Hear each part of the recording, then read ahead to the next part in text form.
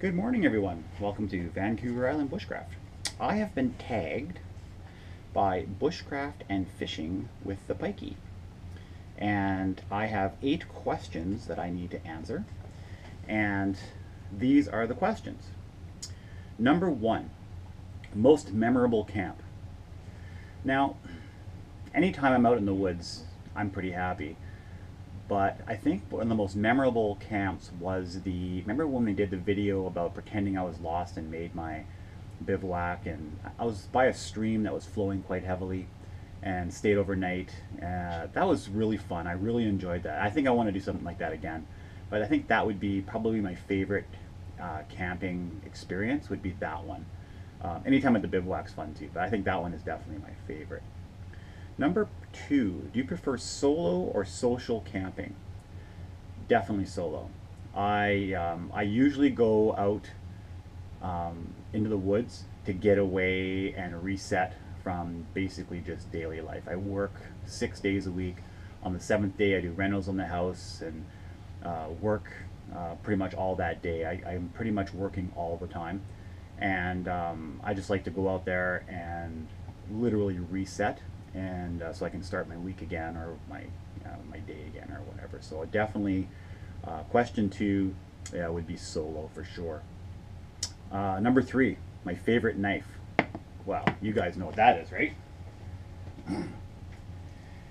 It's my favorite knife rig. So there's 2 knives, but this is my favorite knife. This knife combination can do for me anything I want done in the woods, whether it's a large project or a small one. And it's a Mora and a Gerber Bowie, you know, decked out. You guys have seen this, but this is my favorite knife for sure. Always use that knife. It's one of the better ones. Okay, so number 4, where did you first learn bushcraft? Well, when I was a teenager, I used to go out in the woods all the time and camp.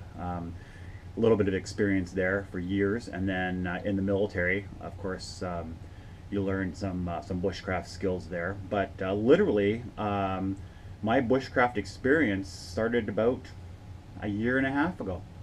I decided that I wanted to learn how to go into the woods and survive and be able to protect myself and feed myself and clothe myself and shelter myself. And if the family was there, make sure that I could take care of them in the woods if all hell broke loose, and got really into it from there, and it just snowballed into me doing bushcraft like this and knowing what I'm doing. Number 5, favorite fire starting method. Well, my favorite fire starting method, if I'm not practicing bushcraft, would literally be a lighter. One of those butane lighters that have the forced fire. I mean, you could start a fire always with that. And of course, I always carry a ferro rod with me. That's given. If this was to run out of fuel or not work. Although, ever since I was a teenager, I've used lighters, and I've never had one fail on me, ever. It's one of those things that they just keep working until they don't work. And I remember on video one time a lighter didn't work, and I had another one on me, and then I realized that there was just fluff in the lighter chamber. It was just a matter of picking it out, and it would have worked. So I've never had one fail. These people say when they get cold and wet, but they don't get cold if you're in your pocket. If it's in your pocket, and I've never gotten one wet. So, but yeah, lighter and then a ferro rod for sure. Ferro rod and fatwood. I mean, you can't lose with that, obviously. Let's see. Number 6, most essential bit of kit for you. Let's see. I would have to say my knife rig. If I was to go out into the woods with that, I can do quite a bit of stuff. I can create a shelter. I can protect myself. I can acquire food with figure 4 traps and stuff like that. So I think that the knife would be probably one of the most essential pieces of equipment I could have if I needed to survive. And even when I go out with all my kit, it's one of my essentials for sure. Number 7, do you carry a bug-out bag in your vehicle? Definitely. Anytime I go out anywhere, I carry my pack with me, and I always have it. You never know when your vehicle's going to break down or when there's going to be an issue. We live on Vancouver Island. There's one highway up and down the island, and to get to Victoria, you have to go over this huge mountain called the Malahat, and it can be closed down And if you're stuck in a traffic jam, you can be stuck in that traffic jam for a day or 2 days, and there's no way out. So stuff like that. I mean, if go up on Mount Benson and do a little 4-wheel driving, vehicle breaks, no reception, I got to stay overnight. I got my bag. There's no panic.